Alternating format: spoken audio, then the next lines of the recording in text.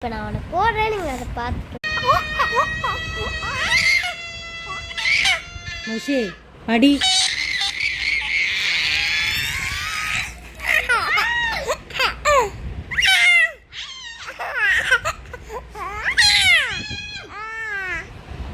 ஏய் ஏய் இங்க பாரு. ஏய் ஏன் கத்துற? ஏய் அடி வேணுமா?